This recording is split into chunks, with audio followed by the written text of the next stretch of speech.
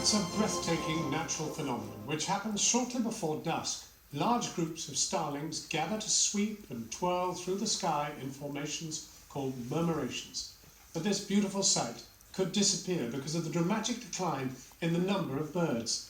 Intensive agriculture, habitat loss, and climate change have all combined to exacerbate the other great crisis of our time, biodiversity loss. It came up in COP26. Tonight, we have an exclusive access to a new report by the Royal Society for the Protection of Birds and Bird Life International, showing the scale of the ecological decline we're facing.